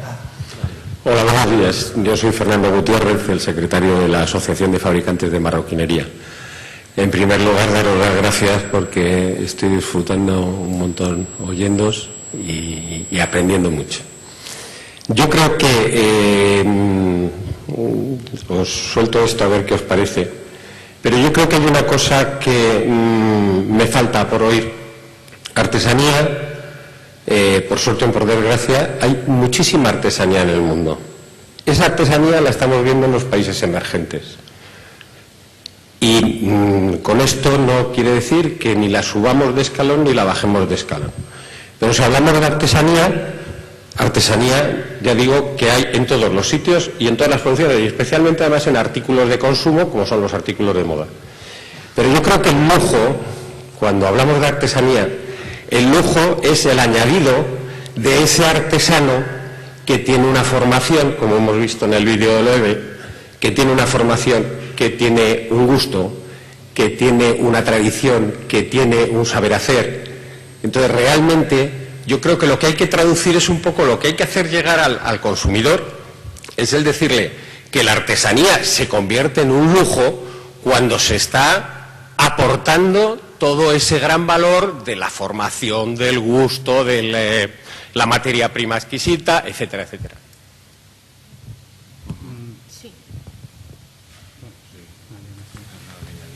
Yo te comentaría que estoy totalmente de acuerdo. Yo comentaba que tenemos 4 generaciones de familias que trabajan con nosotros y esa es la tradición, esa transmisión de valores, esa percepción de las cosas que otros no ven, lo ven esos artesanos nuestros o de otras firmas. Y yo creo que, lo he dicho desde el principio, para mí ese es el lujo verdadero que nuestra marca puede dar. Tenemos una palabra pedida y otra enfrente.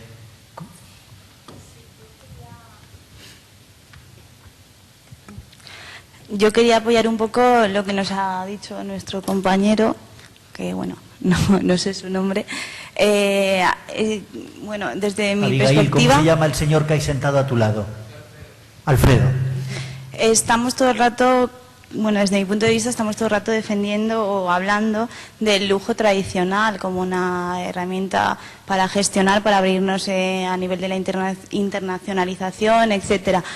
Pero realmente el consumidor aquí tiene un papel muy importante, ¿no?, que nos estamos dejando un poco de lado y que realmente es el que tiene las armas y el que ha dirigido ese lujo tradicional a un lujo emocional, a un lujo distinto, a un lujo que tiene un encuentro con el lujo básico, ¿no?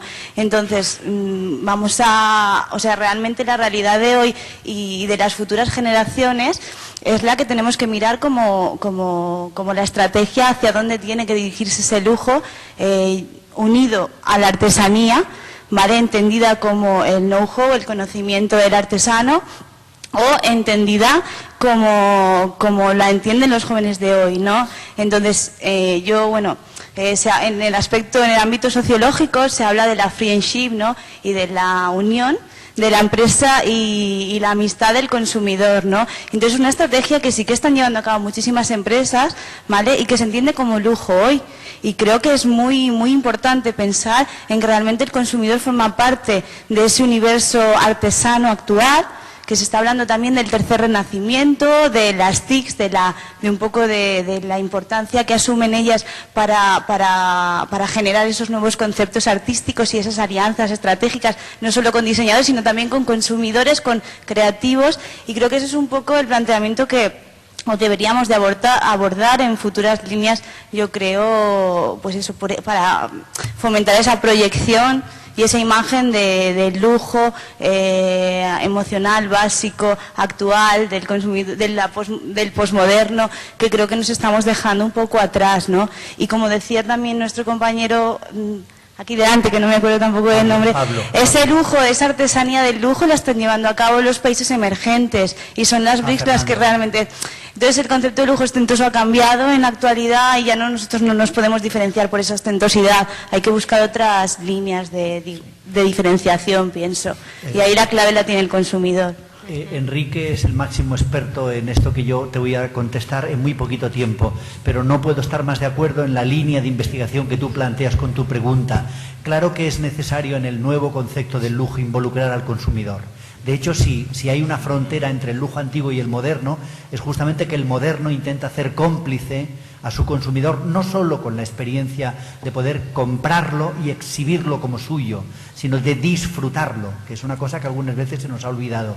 Y hay un ejemplo memorable de esto, que es toda la línea de investigación que están haciendo los vinos de alta expresión, que saben que su gran cómplice no es quien compra el vino para comprarlo, sino para bebérselo. Que hay botellas que ya no se comprarán porque me las puedo comprar o las puedo tener en mi casa, sino que las voy a comprar porque esta tarde o mañana o pasado mañana me las voy a ver con esta persona. Lo que estoy realmente comprando es una satisfacción aplazada, que se verá en los ojos, que es también otra cosa con la que con Enrique hablo muchas veces, de un montón de personas que quieren tener un bolso de Loewe, que tú crees que por su edad, por su formación cultural, incluso por su nivel de renta, va a ser sencillamente ir a comprar una cosa que les apetece tener. Y algunas veces te sorprende cómo muchas de ellas, yo he sido testigo de cómo se lo han dicho a él, casi se les empañan los ojos como para decir, es que hasta que no lo tuve no paré, o sea, como diciendo, hasta que no lo tuve no fui feliz, que es como aprobar las oposiciones de notario. Totalmente de acuerdo. No sé si Enrique te quiere decir algo. No, por alusiones a eso que soy el máximo experto, que no lo soy. No. Hay una cosa muy importante. Leí un artículo hace un par de años sobre cómo veía Armani el lujo en el panorama actual. Y bueno, estaba hablando de la sameness, estaba hablando del cambio de paradigma, estaba hablando de otras cosas. Yo decía, entramos en una era del consumidor discernidor. Verdaderamente una de las grandes ventajas a través de la información, a través de Internet, a través de vivir un poquito en tiempo real, etcétera, que tenemos ahora y que no hemos tenido en otras ocasiones, es que podemos tener una mucha mayor cantidad de información, que además en la psicología del consumidor se ha creado una especie de inquietud, de aprecio por saber de dónde viene, por qué es esto, por qué dice usted que es que esto está hecho a mano, por qué las costuras, por qué, bueno, todo lo que se quiera, ¿no? Entonces sí que es verdad, estamos en una era de un consumidor mucho más formado, probablemente menos manipulable y probablemente al que haya que convencer con unos argumentos más poderosos que el flu, flu, fla, fla. ¿Hay una pregunta ahí?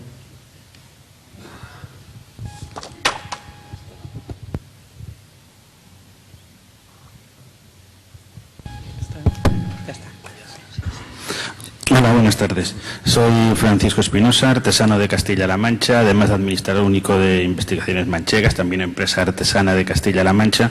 No me dedico al mundo de la moda ni nada que se le parezca, somos constructores de instrumentos musicales.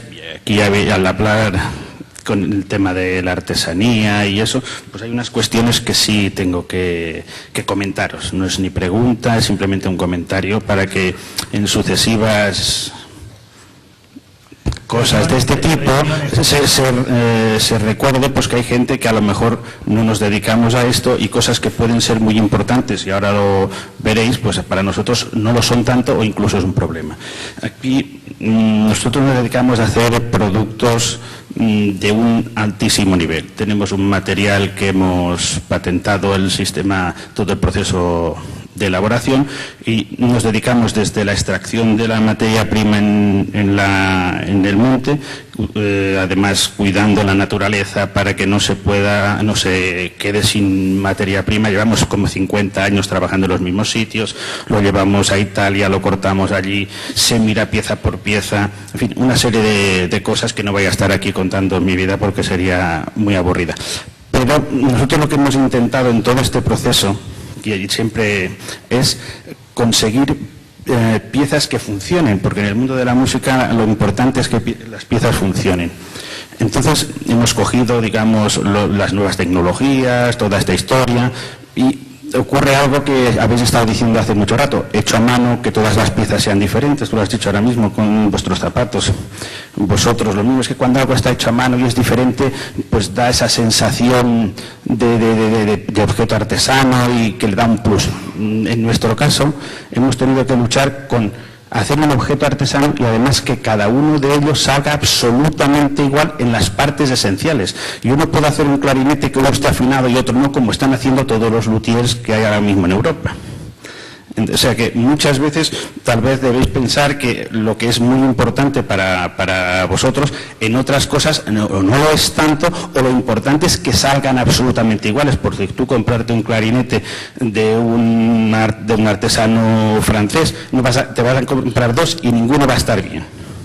Eso por un lado. Y luego otra cuestión, y no sé si hacemos cosas de lujo o no las hacemos de lujo, pero yo te puedo decir que esperar 100 años a que salga una raíz, 7 años esperando hasta que puedas construirlo, 5 o 6 meses construyendo una cosa y que te tiene que costar como poco 8 o 10 veces más caro que un producto que hace un artesano normal, pues si es lujo no lo sé, pero para nosotros desde luego es un lujo hacerlo, podéis estar absolutamente convencidos.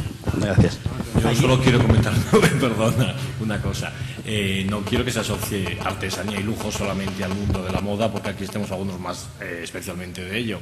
Para nada, yo creo que la fabricación, los luthiers precisamente, me parece una artesanía absolutamente de lujo, en la que, como yo he comentado antes, invierte una cantidad de tiempo, imagino, infinito, no contable ni cuantificable, para que aquel objeto sea absolutamente el que queréis que salga. Y que eso es de una dedicación absoluta, con los materiales de primerísima calidad. O sea, creo que cumple absolutamente todos los parámetros, lo que sería una artesanía de lujo, que, insisto, porque estamos más de la moda, pero ese es otro campo, y otros muchos que en estos momentos yo no sabría decir. Para nada queda excluido. Justo anoche en la reunión preparatoria de esta mesa salió un ejemplo tomado en el siglo XVIII, que es una experiencia no solamente que tú conoces, sino que has reproducido hoy, que es la de Stradivarius. O sea, ¿son los Stradivarius un objeto de lujo? Es que creo que no hay ni un minuto para discutir esas cosas, aunque él solo pretendía que fuesen los violines, las violas mejor hechas de su tiempo, sin importarle el tiempo, porque hacía esperar incluso hasta Carlos III, con los violines pagados por adelantado. Y además eran así, como él decía, y de esta parte del árbol y de esta parte de la montaña, y cortado en estos días, ahora no me acuerdo si con luna creciente o menguante, etcétera, etcétera. Ese es un lujo, sí. Para despedirme quería decir que todas las veces que hoy hemos empleado aquí la palabra artesanal o artesanía y la palabra lujo, lo hemos hecho en su acepción más seria y menos frívola. O sea, no hemos intentado, porque podíamos también haber entrado en discutir los conceptos de lujo. Y si nos íbamos a un concepto de lujo de una cierta honestidad, o nos íbamos al concepto de lujo puramente especulativo. Pero tanto Enrique como Juan Carlos me pidieron insistentemente que no destapásemos ese frasco de las esencias. O sea, que cada vez que hemos hablado de artesanía y hemos hablado de lujo, lo hemos hecho en la acepción no banal de ambas palabras. Sí. Juan Carlos, tiene usted la palabra. Vale, ok. Bueno, primero... Perdón, que es que creía que era la misma pregunta de dos personas que estaban juntas y es que cada una quería hacer una pregunta. Se lo concedemos y luego te pasa... Adelante, vosotros primero, que Juan Carlos es imprevisible.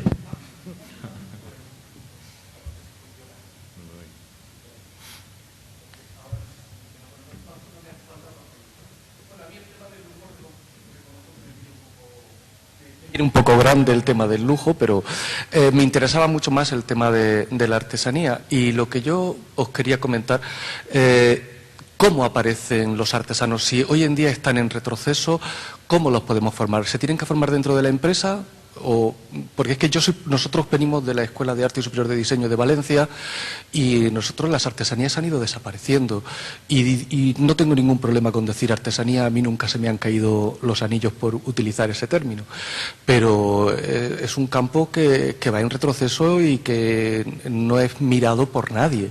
Entonces yo creo que el artesano, si su producto va a ser de lujo, lo va a decir incluso también una cuestión que es el precio del producto final, pero también necesita, para convertirse en un valor añadido, para poderse convertir en un producto de lujo. Y ahí aparecen cuestiones que son muy necesarias, como la innovación y la investigación. Eso hoy en día, ¿dónde se consigue? ¿Solo en el laboratorio de una empresa? Porque desde luego, como centros de enseñanza, nosotros llevamos años luchando porque se nos reconozca ya saben que ahora las enseñanzas artísticas en España son enseñanzas superiores, eso es desde hace muy poquitos años, y nosotros estamos luchando porque se reconozca un nuevo título, que es el de grado en artes aplicadas, un grado en el que se recojan todos los antiguos oficios como lenguaje. Luego ya dependerá de cada uno cómo se haga. Pero, por ejemplo, lo de Mayaya y Pablo, yo hago bellas artes, ¿y cómo me hago sombrerero? Porque mi padre es sombrerero, mi cuñado es sombrerero, hay un taller de sombrerería en mi barrio que se ha quedado ya, que se jubila el señor, y yo le compro el taller. Nosotros, por ejemplo, llevamos un tiempo queriendo hacer un taller, un workshop, de estos que llaman ahora, ¿no?, de sombrerería en nuestra escuela. Nosotros tenemos joyería. Sí, joyería es un producto o no. Nosotros vamos a Múnich a la SMUC y allí joyería contemporánea, ahora eso sí con un valor añadido. Ahí hay una investigación, ahí hay una investigación, y eso sabemos todos que es un valor añadido. Y a lo mejor no son piezas hechas ni con oro ni con diamantes. No, artesanalmente sí, porque en joyería eso se lleva a rajatabla. En joyería hay un amor absoluto al oficio, aunque se utilice la microfusión o aunque se utilice el 3D, es igual. Pero el amor al oficio ahí está. Yo veía también en Múnich está la Feria Talente. En Talente sí que hay investigación en torno al diseño textil, punto o cerámica. Entonces yo lo que me pregunto es que aquí parece que ya estamos ante una realidad que existen unos talleres, pero yo es que me pregunto cómo. El salto es que yo no sé cómo se llega ahí, porque nosotros no sabemos hacerlo. Vas a disculpar que no te respondamos porque necesita una sesión completa tu pregunta. Pero además de Pablo Imayaya, allí al fondo, bajo su sombrero, está Candela Cor, que también hizo Bellas Artes y también tuvo que responder a tu pregunta. Y al parecer la respondió bien, porque hoy casi nadie sabe qué es Bellas Artes y todo el mundo la reconoce como una de las mejores sombrereras de España. Con lo cual, allí, Candela, quedáis presentados, ahora os dais las tarjetas. Juan Carlos. Hola. Bien, en primer lugar quería mostrar no mi satisfacción, sino la de todos los que están siguiendo el evento. Es decir, hemos llegado a un pico de más de 300 personas siguiéndolo por Internet, además de los que estáis aquí. Se ha mantenido en 80 y tantos constantes. Mañana nos dirán el número de personas únicas que lo han seguido. En segundo lugar, destacar que esto lo que revela claramente es que hay un interés y una inquietud impresionante. Y eso yo lo constato especialmente con las nuevas generaciones de creadores con las que ahora estoy trabajando en diversas escuelas. Es decir, hay realmente ganas de retomar un planteamiento distinto que se aproxime a algo de calidad, que puede ser lujo, que se aproxime a un concepto diferente de lo que se considera que es el mercado y a una nueva forma de creación. Entonces, en ese sentido me gustaría resaltar especialmente unas palabras que ha dejado caer, como hace siempre, casi sin notarse Enrique, y es de que se hace camino al andar, o de que lo que tenemos que hacer es empezar a hacer camino andando. No creo que el problema sea definir cómo tienen que ser los artesanos, ni cómo tiene que ser el lujo, ni cómo tenemos que ser nosotros para llegar al lujo, ni para que se nos reconozca como un tipo de artesanía de mayor calidad. O sea, yo creo que eso tienen que ser connotaciones que aparecen cuando se empieza realmente a hacer el producto adecuado, colocándoselo a la gente adecuada. Pablo Imayaya dice, nosotros ni artesanos ni lujo, somos sombrereros. Si haces un sombrero que llega a un cierto nivel, que cuenta una historia, que tiene una calidad y luego sabes hacerlo y comunicarlo, evidentemente te van a posicionar en un mercado alto, que será el del lujo actual o, más interesante, si es el del lujo futuro. Tenemos el gran privilegio de estar viviendo el nacimiento de un nuevo paradigma, de participar en él. Y eso es un poco lo que yo creo que debe alimentar, animar un poco este camino que iniciamos aquí. No se trata de tener encuentros para definir conceptos solo, sí para transmitir todo tema de opiniones, pero sobre todo para empezar a leer, a crear, a imaginarnos ese paradigma. O sea, yo os cuento un poco por experiencia.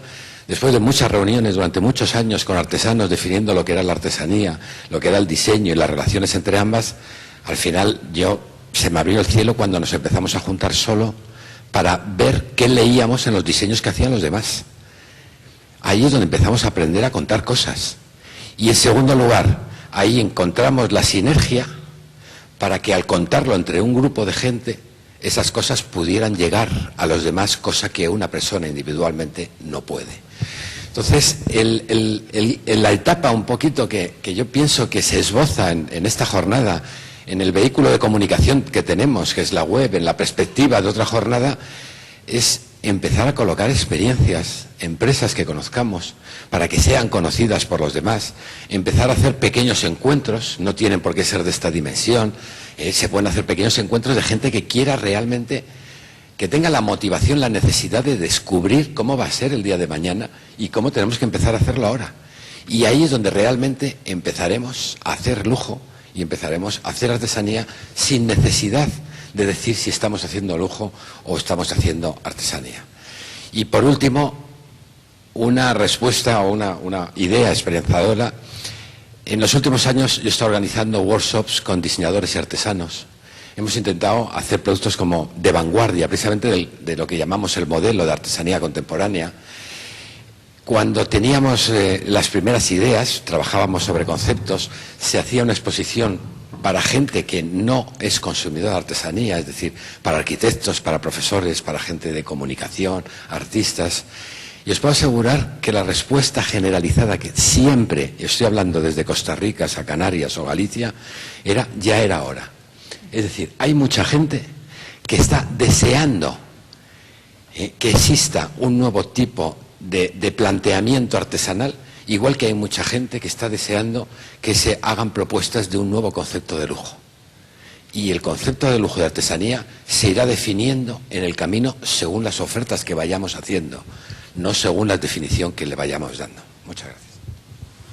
Gracias, Juan Carlos. Bueno, pidiendo solo que os quedéis ahí sentados un minuto para el acto de clausura, termina esta mesa redonda agradeciéndole su tiempo, su molestia y su ilusión a Pablo, a Mayaya, a Enrique, a Gabriel y a Juan. Ha sido un placer tenerles ahí enfrente, tan interesados, tan educados y tan compenetrados con nosotros. Muchas gracias.